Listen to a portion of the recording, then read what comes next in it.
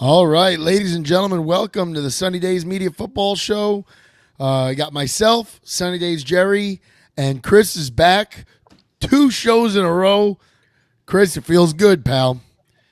Yes, sir. Early mornings. Let's get it. Before we get into all of the divisional round mayhem that we have coming up, Chris, I'm gonna forget. Let's plug everything now. What do you got going on right now, Chris? You got a lot on that YouTube channel. A lot, man. I've been grinding on this channel, honestly. Lot of Rangers content with my guy here, Jerry, and my guy Aaron from That's My Sports. New Mets podcast is up today, this morning, as of this morning, talking about a hypothetical Mets trade in the 2025 offseason. Got a little bit ahead of myself. Was up late last night recording Knicks post game live going down on the channel tonight, right after the game as well. That's going to be live streaming with my guy Ariel from the big Gold win School last Retro Big win. YouTube channel. Yeah, great game last night as well. We got a back to back. So all things New York sports on my channel at CPNY Sports. You know where to find me. Hit that subscribe button. Thank you, Pasq. I appreciate it. No problem, pal. Wish we got a little more out of our Mets going right now, but I guess it's just kind of what I don't know. It's January. Wait for the meetings. Meetings are next month, right? No, winter meetings already happened December. Oh, never mind. Honestly, A new approach. Yeah, I was talking baseball. I'm truly in the. I after the season ended, I had a very good feeling that they were gonna let a lot of these young kids play, see where they stood, and treat 2025 as a really go for it year. So none of this is a surprise to me. I knew that they wanted Yamamoto, and there's nothing you could do. Like, the guy wanted to go play with Ohtani. He wanted to play on the West Coast. The Mets made him the highest offer, and he made the Dodgers match it. There's literally nothing we could do about that. Like, calling out Cohen and Stearns, for that was, but that's how Mets fans are, and we know that, Chris. Yeah, absolutely. All right, so a lot of headlines. Here. Divisional round. The games we have: Buccaneers at Lions. That's Sunday, 3:00, and then Chiefs at Bills is going to follow that. I think they're starting that at 6:30. 6:30. Yep.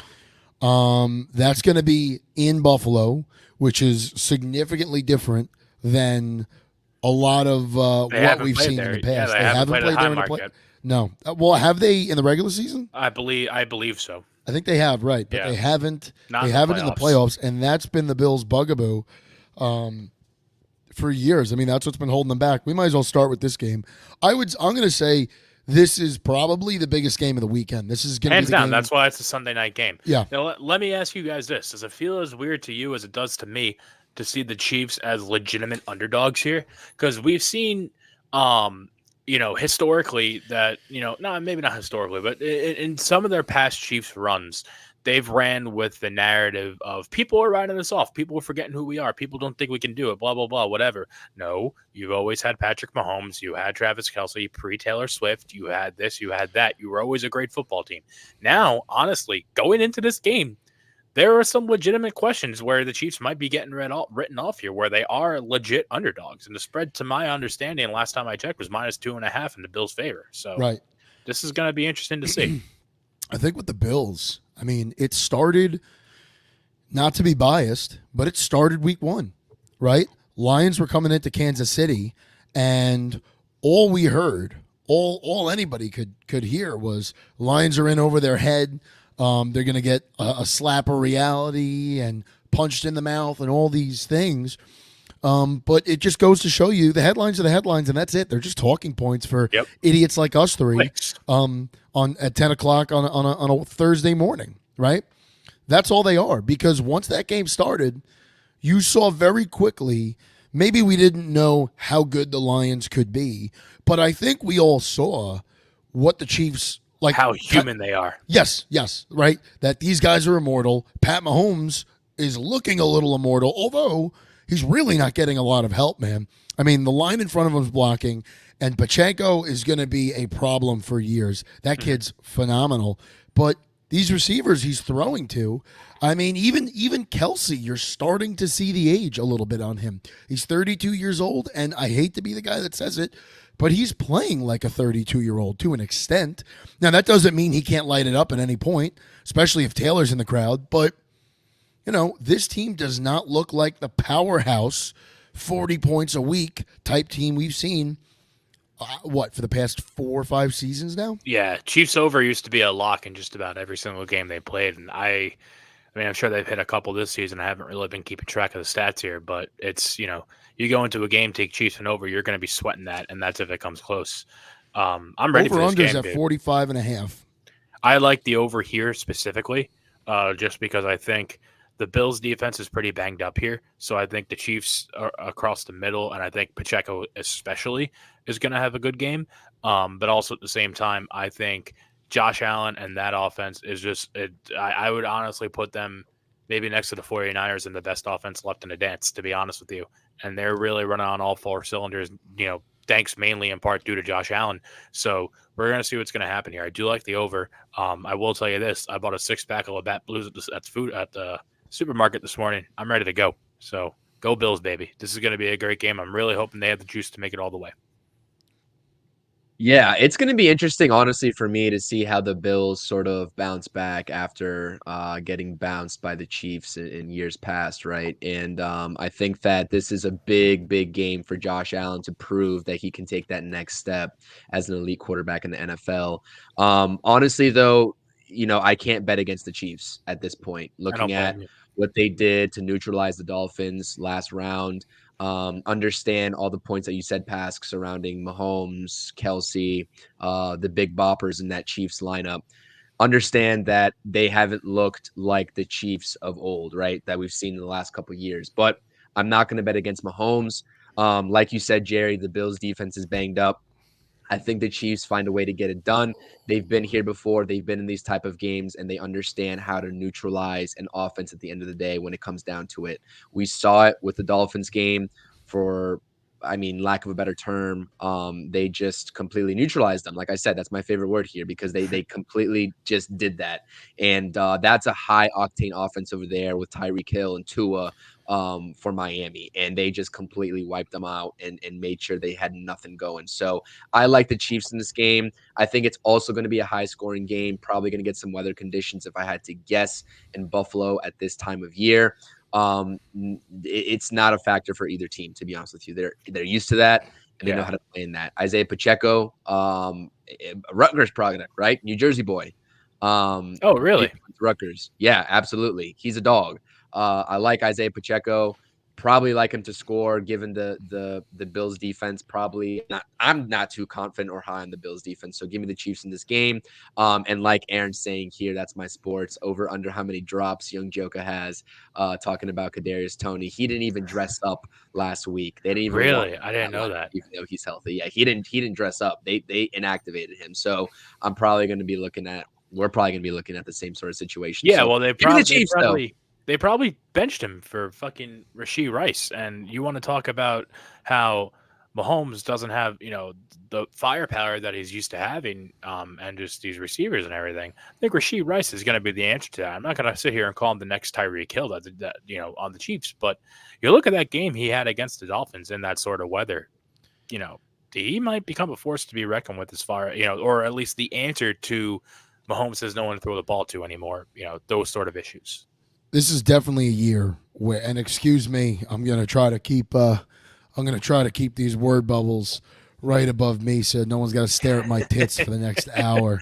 I'm dying in this room, man. It says the AC's on, but I just feel that Dominican humidity, and there's no way. Oh, you're still Not the there. heat, it You says are the living AC, lavish over there. Well, yeah, I'm living in tit sweat, Chris. That's where I'm living.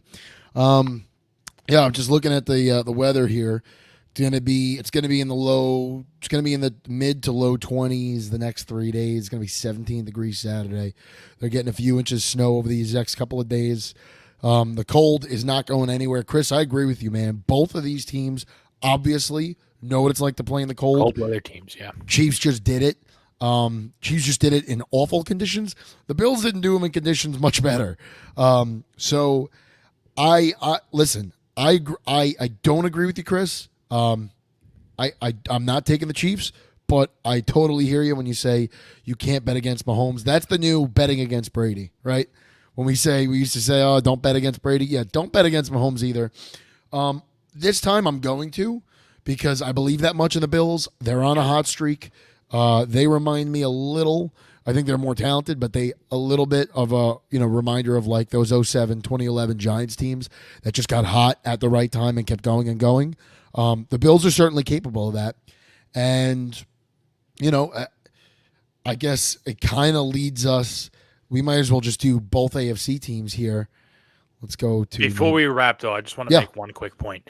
The only thing that worries about me with the Bills as far as the longevity of this run goes is that I'm afraid they might look at this game as, it's a cliche to say, but their Super Bowl. If they win this game, they could finally come out and say, we beat Pat Mahomes in the playoffs, blah, blah, blah, whatever. You still have a whole nother round to play, whether it's against the Texans or the probable Ravens, which is a fight in itself.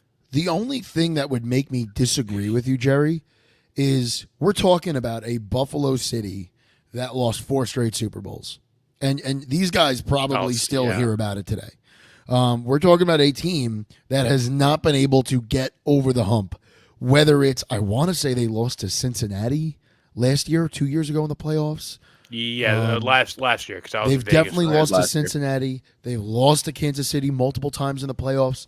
Like, they've heard about how they are the team, because I call them blue balls. That's the Buffalo Bills to me. They get us all hot and bothered. They get us all excited. We're waving our overs tickets all season long with them. And then they just shit the bed in a game in the playoff. And it's not like it's not like they show signs of like not looking good in the divisional and then it all comes to a head in the AFC Championship. Like, no, like they dominate.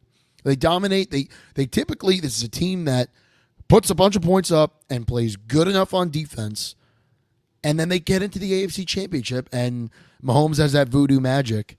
I think it's over. I think it's over for the Chiefs, though. I think this. I want to I'm go. not going to say it's the Bills' year. No. The for the dynasty. Year, yeah. Yes, the dynasty for the Chiefs will be right back next year. I think they've shown themselves. Okay, it can't just be Mahomes. We need more for this guy to throw to, and we can't just rely on Travis Kelce. But I don't know what's going to happen if the Bills see the Ravens, and now we're going to go into Texans-Ravens here. That's a game that I can only imagine what the spread and the over-under is in that. But I think for this game, I think the Bills are safe. I think they're moving on. Texans-Ravens. I wish we had Will Hickey here. Yeah. He's on a ship. But I'll step in for him. Rust versus Rust here. You kind of almost forget about it that, the Ravens and the 49ers, who we'll get to in a second, they're in the playoffs too. We had a great weekend of football last weekend, and you kind of forget that, there's still more to come. And Will Hickey. What's up, Will? Hope you're doing well, pal. You kind of forget, you forget that these guys are here, and you write them off after watching great games and looking at a team like the Texans or, even the Buccaneers, like where these lower seed or these underdogs, so to speak, go on these runs. You're like, oh, man. And then wait, they're running into the big baddies. They're running into the 1 seeds. They're running into the 2 seeds. We'll see what's going to happen here. But, yeah, I mean, you're kind of a moron if you don't take the Ravens here. I'm sorry, CJ. And I wrote you off last week. So, hey, I'll write you off this week, and maybe we'll get a repeat performance. So we'll see. 3 touchdowns, 275 yards, no interceptions. Let's see what happens.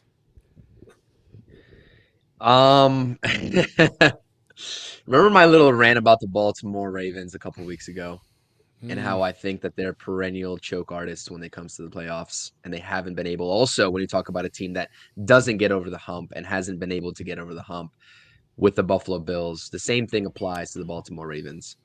And honestly, I understand that I could be a moron for doing this, Jerry, but I'm going to go with the Houston Texans, man. Listen, 10 points is a lot of points. It's a lot of points. I think they pull this off.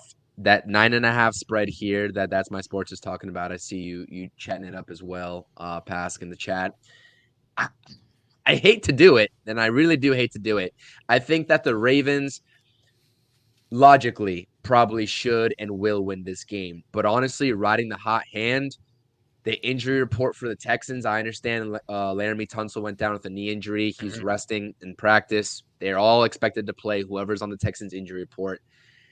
Combined with the rust factor, we all see teams who get the bye week come back, look a little sloppy, maybe somehow manage to win the game, but I will not discount CJ Stroud after what I've seen this season. And I was completely wrong about CJ Stroud after he got drafted. I apologize. I want to go on air and say it. I was wrong about you, CJ Stroud. And I think that the Texans have all the makings and all the steam to go into Baltimore and win this ball game. And honestly, like I said, I'm riding the underdog here. I understand they're heavy underdogs, the point spread. I don't dislike the Baltimore Ravens, but I just if I'm going off of years past, I'm taking the Houston Texans here, and that's what I'll leave it at. But these playoffs, huge time for Lamar Jackson and Josh Allen. These two QBs have the spotlight on them to move that needle this season and get their respective teams to the promised land. So Lamar just got paid. Josh Allen, is Josh Allen a new contract? He got paid too, right? He got Pretty paid. sure he Yeah, got Josh paid. Allen got paid. Both on new contracts, getting big money, both deservingly so. Both are probably top 5 QBs. I don't think anyone will argue that. They're both top 5 QBs in this league. How do they lead this team to the promised land this offseason? Or not the offseason, this playoff run? That's what I want to see. So, but yeah, man, I don't know. Will Hickey chiming in. It's going to be a completely different game than week 1. Texans weren't on their game yet. Ravens didn't settle in with Munkin yet. You really can't. I agree with you there, Will. You can't really talk if the teams faced each other. I think if they faced each other in like December, you could always kind of reference it, and you could say, well, this happened and that happened, and this matchup looked funky, whatever. But regular season and playoff football are we say that they're two totally different things. I don't know that they're that different because in the NFL, you're only playing 17 games. Every game is really important. But the money lines stare me in the face right now. Texas money lines at 340. Yeah. The Ravens, this is a game that's going to go, it's going to go one of two ways. The Ravens are either going to blow out the Texans and cover this spread by a long shot. Maybe not a long shot, but maybe by 13. It's a 9.5 spread, so maybe they win by 12 or they win by 13. It's either that they're either covering the spread on this game or they're losing because you're the number 1 seed. Like all eyes are on you. You beat the teams you should beat or yes. Get the hell out. Yeah, right. So. And the pressure's going to mound in that building. Yeah. Those Baltimore fans are not quiet. They are not silent. Not all that much different than playing in New York. Really. The one thing that worries me here about the Texans, I wouldn't say worry. That's probably the wrong word here because I am riding the Baltimore wave. But Ravens have a good D. Ravens have a good defense and might get the Texans some problems. But if you flip the coin, Browns had one of the best defenses in the league. And what happened? CJ Stroud went in there and tore them apart.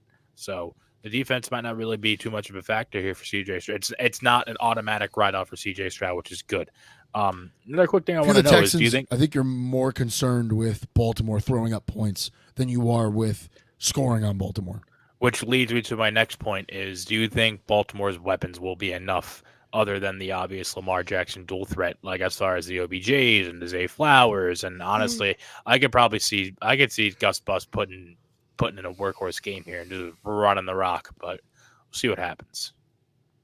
I would like to see, I hate him so much, but if OBJ has like a playoff run again and like doesn't tear his ACL in the Super Bowl, I think that'd be pretty cool for him. But he is a jerk. I want to go on record and say that. I mean, you're not wrong. I'm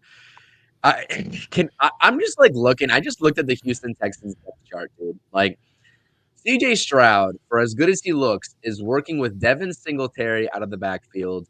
Nico Collins, he's making look like an absolute stud right now. And obviously Tank Dell went down somewhere in the regular season, and he doesn't have that weapon anymore. But John Mechie, Dalton Schultz, and I forgot who. Oh, and Robert Woods. Like Noah Brown. Honestly, what was that? Noah Brown.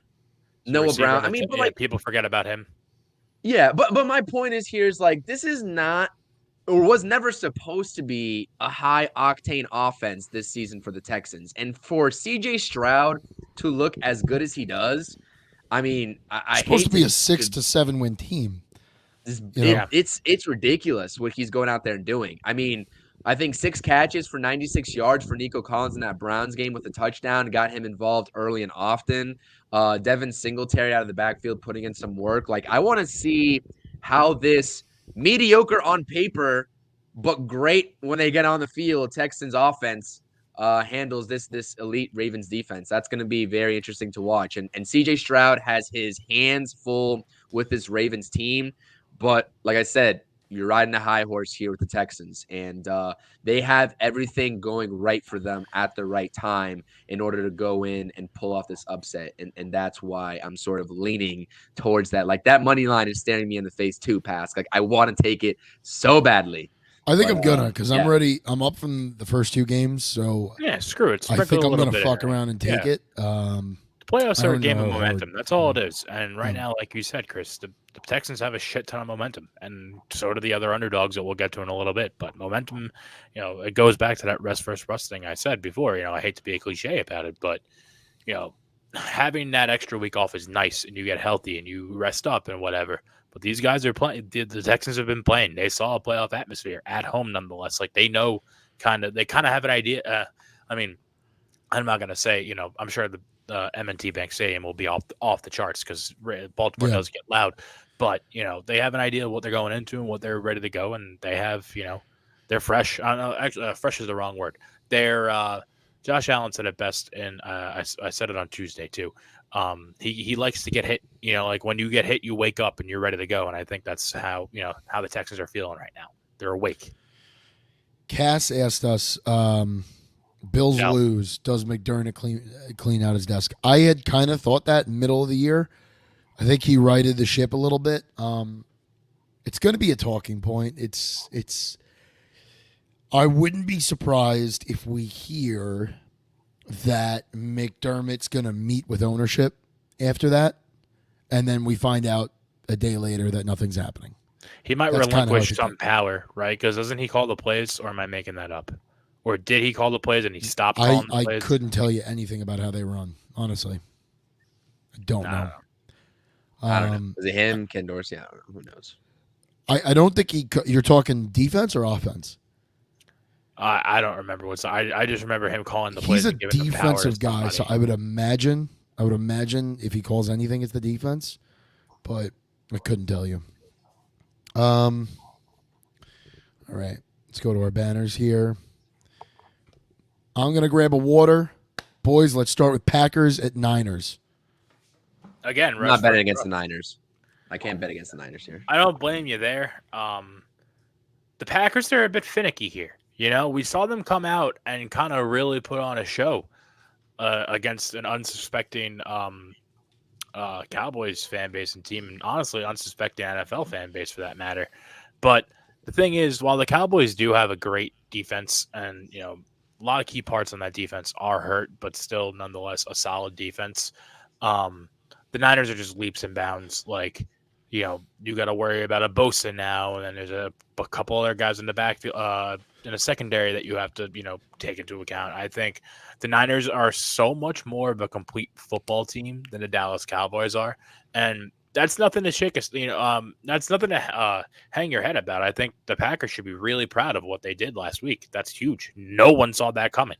So the fact that they went in there again, another team that didn't really belong in the playoffs and upset a higher seed, a notable seed like the Cowboys like that. If you come in on Saturday afternoon, you lose to the 49ers, I wouldn't be upset if I'm a Packers fan. You're running into a juggernaut. Yeah. I'm not betting against the Packers, or I'm not betting against the 49ers at all. I like what the Packers were able to produce last week.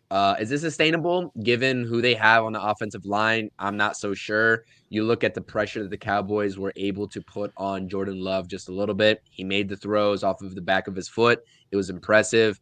They're also riding with some steam, but I just think the 49ers are set up in a way that Brock Purdy all season long hasn't had to do anything too ridiculous. Like, the 49ers surrounding him on the defensive and offensive side of the ball with the weaponry all that good stuff, have put the perfect team together in terms of a roster construction in order to mitigate any sort of QB mistakes. Now, what I will say, if the Packers are able to keep this thing close and it gets down to like the fourth quarter crunch time and Brock Purdy needs to go make a drive and make things happen to put the 49ers in front, maybe the Packers can take advantage there. But knowing what I know about the Packers defense, they're not disciplined. Not that good.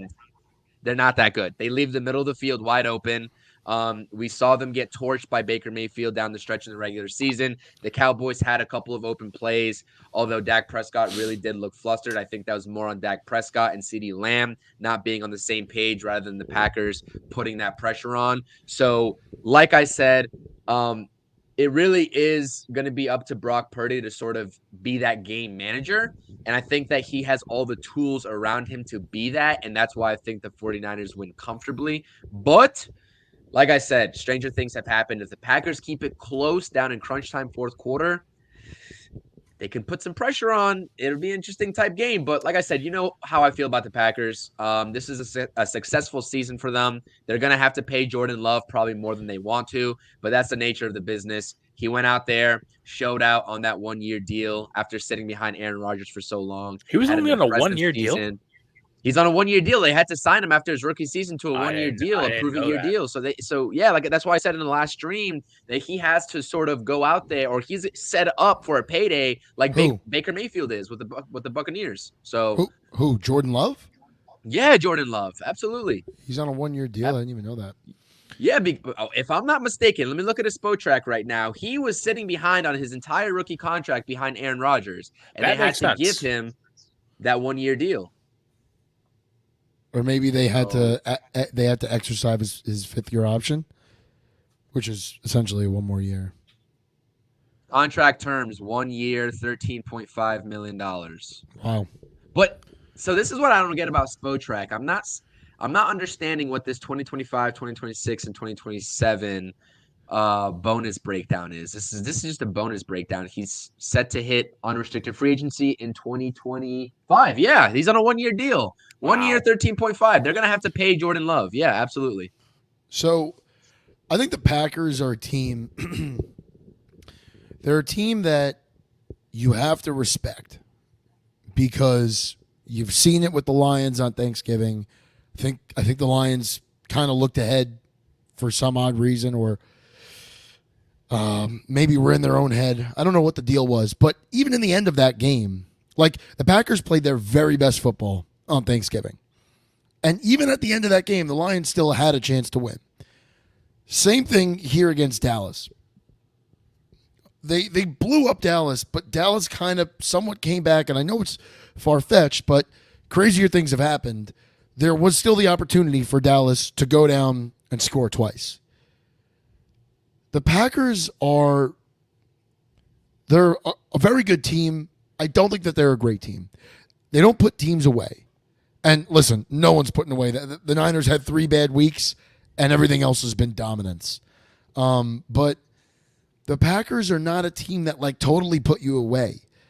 I think they're a team that like if you overlook them, they could hang on you, but they don't like convincingly put people away.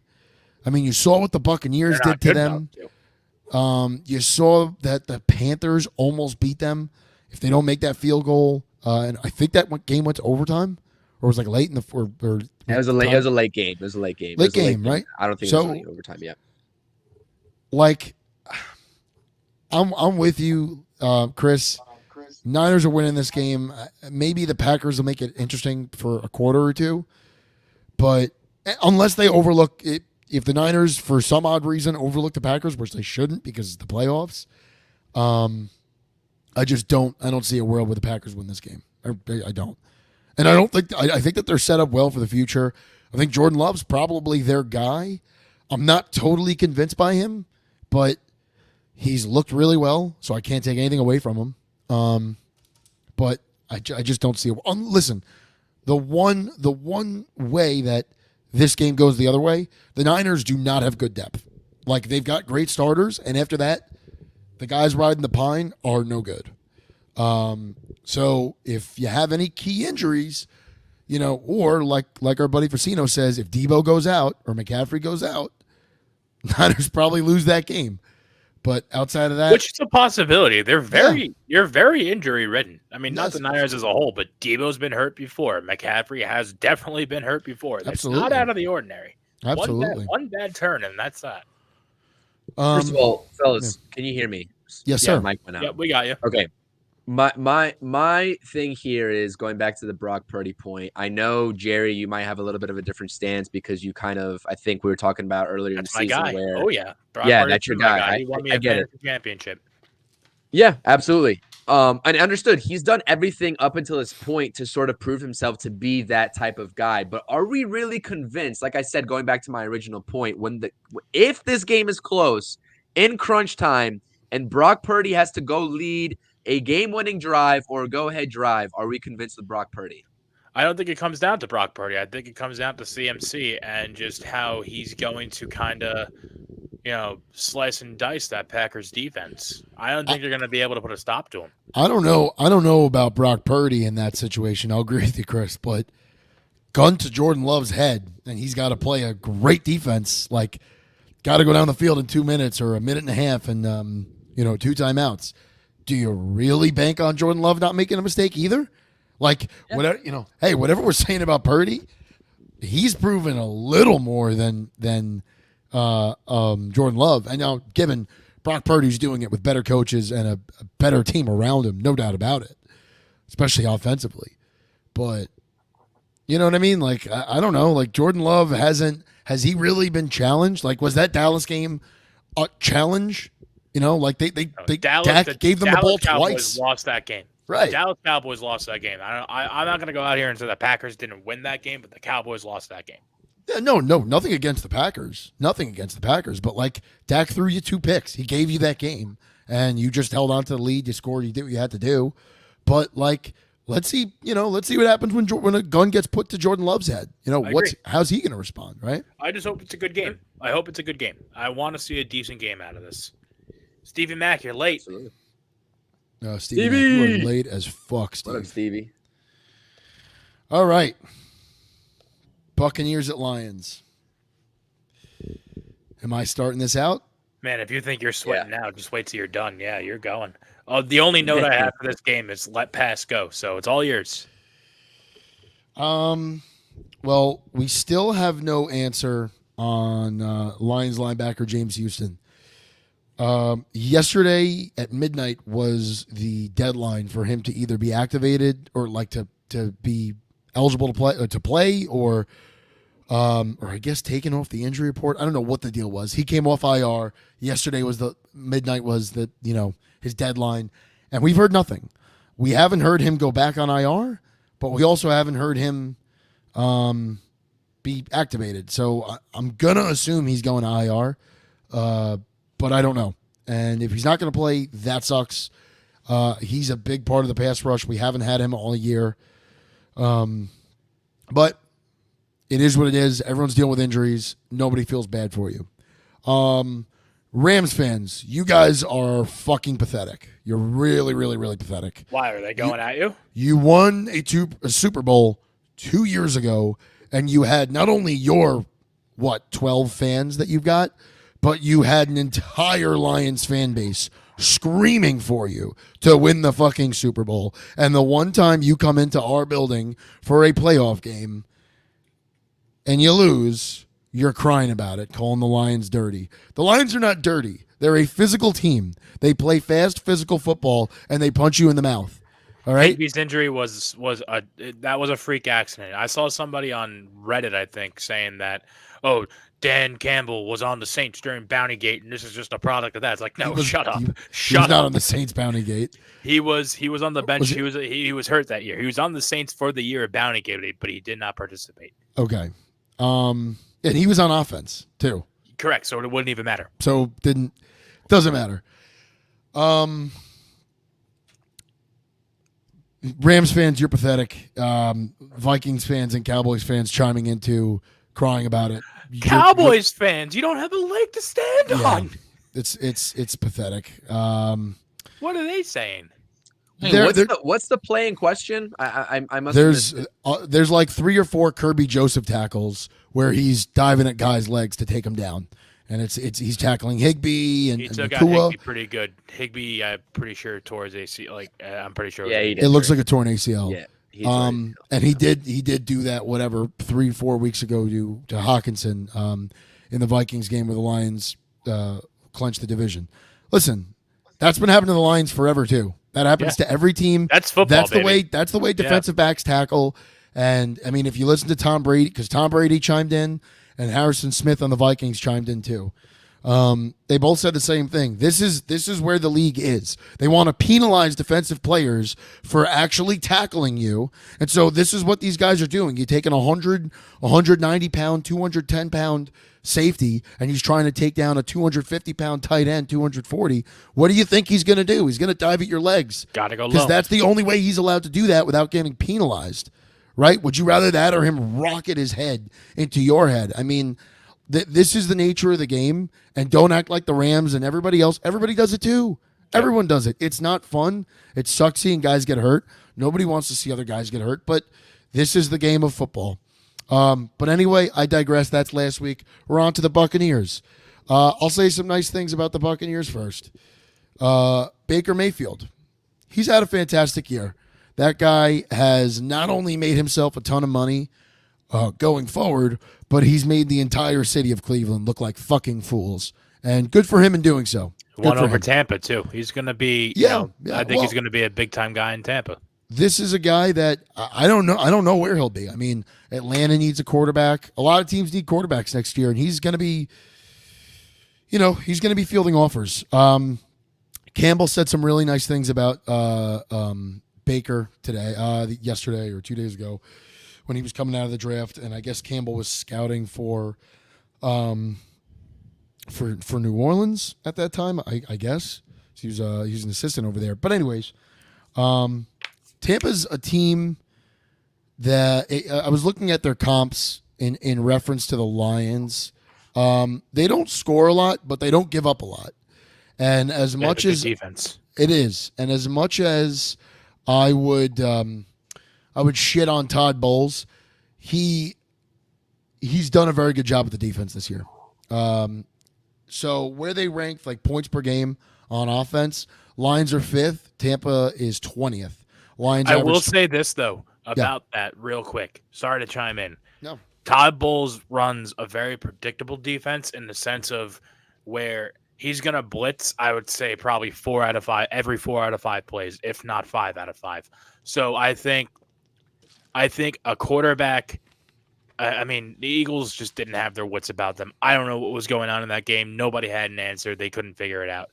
I think Jared Goff and I think Ben Johnson have the wherewithal to look at that and say, okay, let's do what Jared Goff does best and run a play action and get them to bite on the play action and just tear up the middle where it's going to be wide open time after time. I think we'll see the Lions exploit that blitz package that Todd Bowles loves to run. Kind of the opposite here on defense. And I agree with you, Jerry. I think the focus against them is going to be get the ball out as quick as possible. That seemed to be the focus when we played them in October. I was at that game. Yeah. And the Lions won that game in Tampa. And once again, though, just regular season. I know it's different, but just for reference here, they won that game in Tampa. They were down 3 offensive linemen, both running backs, and I think St. Brown left that game. Maybe not St. Brown. Someone else left that game. They were able to win that game 20-6. Defensively, Lions are kind of on the opposite side there. They're averaging, giving up 23.2 points a game.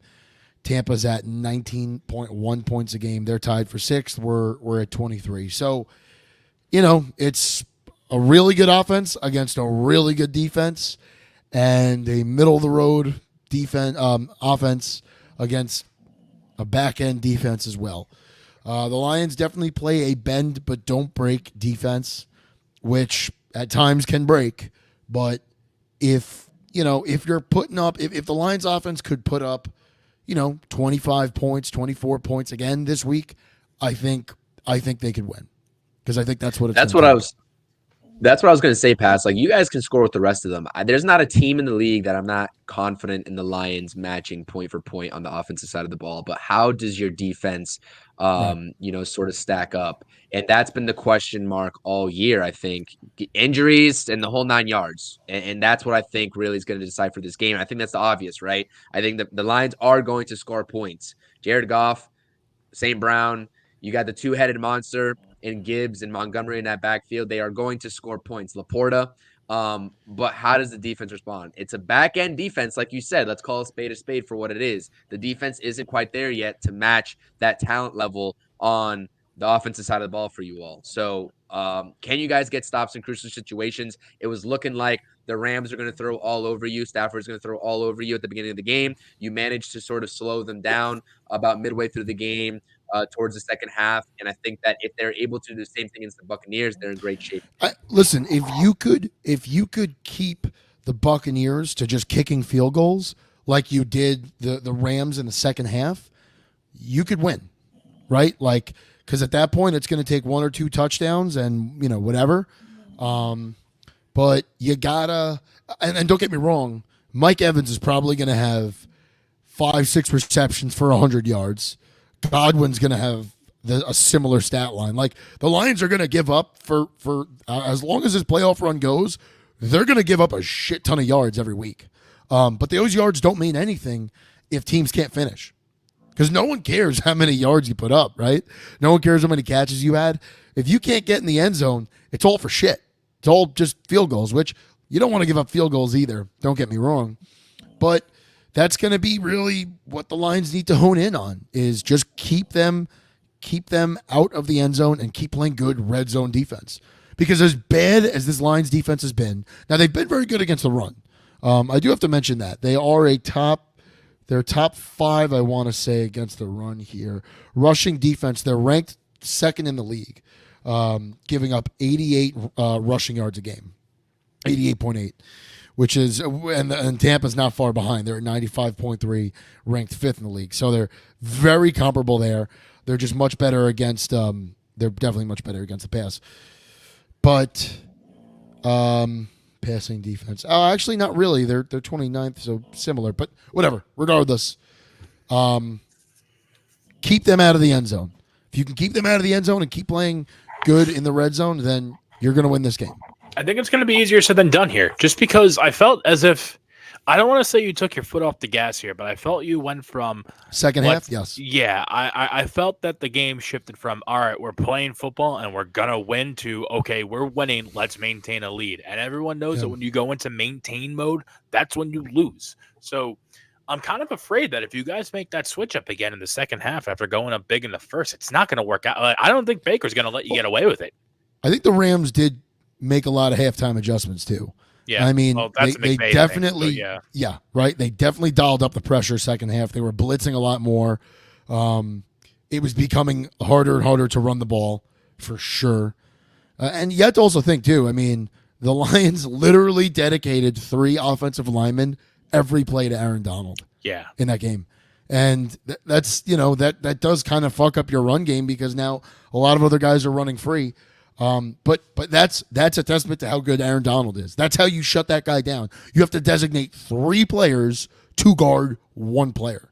Yeah, I don't think that's going to be an issue here. I don't think exactly. I don't think that the Bucs don't have an Aaron Donald. I'm not saying that they don't. They have Vita Vea. They have some good players, but they don't have a fucking Hall of Famer, a legit fucking Hall of Famer right now on that defense, especially on that D line. So, control this game on the ground. I love the way that the Lions started the game against the Rams. Absolutely. Running heavy. They were running the ball right. Montgomery right and Gibbs were both that dynamic duo. Yeah. I would really love to see that continue. Keep Baker on the sideline, because he's capable of anything too. I mean, that's a guy that could sling it. He's a guy that could sling it for 330 and 3 touchdowns, or 330 and 3 interceptions. You never really know what you're getting. Kind of the Joe Flacco type, yes. Same like archetype. Yes. So Lions favored by a touchdown here, huh?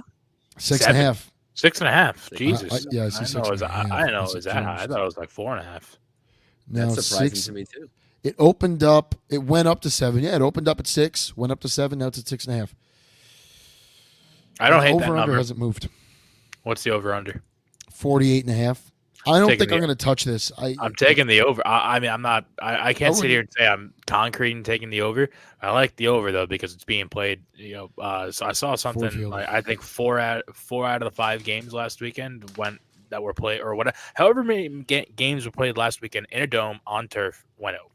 So fast field. Nope, Who's not that? true. Really? Lions Rams was at Ford Field. They did not go over. No. 24-23. They went just under. Right, if I'm correct here. Nope, you are correct because I had the over at 47.5 and I just missed. Yeah. Oh, Who was the that? over-under was 53.5. I'm sorry, Chris. No, you're good. Who was the? I'm trying to figure it out because I forgot. I heard this somewhere. I was watching a podcast yesterday. Till Mets do his part. Shout out those guys. They do a great job with the Mets content. One of their hosts was talking about some NFL either network analyst or some NFL analyst talking about some weather conditions impacting the Detroit Yeah. Lions game last week, and it was just like they play in a dome. What are you talking about? To Todd Bowles. Yeah, I saw that. In the She was press asking conference. Todd Bowles, and people were like, "Give her a break. People make mistakes. Listen, No, do your fucking homework. do your job." Yeah, and I understand that she's probably someone that came over from the news side just to your cover homework, this lady. because, like, sports media, outside of places like New York and Chicago, are not always like prioritized. So I understand where I guess the network was coming from sending her there, but do your homework. I mean, if you my retort to this was if you had the time to look up a detailed weather report on the area, you probably should have checked to see if they played in the dome. But that's a lady That's brutal. she's probably hasn't watched an NFL game this season. Like That's doesn't probably know. her. Benefit of the doubt. That's brutal. I'm sorry. Like I kind of got a little bit secondhand embarrassment from that too, because it's just like imagine being cringed. in a room like that with a bunch of other reporters and you ask that sort of question. Like I gotta feel so bad for. I don't even know who the name is. I don't know who she is. I don't even know if it was a guy or girl who asked it. But I was just like I heard about it and I was just like, that's brutal. It's cringe. That's brutal. It's cringe. And also, Chris, you just brought them up till let's do this part. Ibby always chimes in. He's always not always, but he's been jumping in the streams here and leaving comments and messaging me a little on the side about the Lions and stuff. So shout out to Ibby. Matt, Great guy. Ibby Ibanez, really good guy on Twitter. I believe it's Poison Ibby. Let me get his exact. Yeah, I think Poison_Ibby, but they do a great job. Yes. Him and John both. Yeah. Mm-hmm.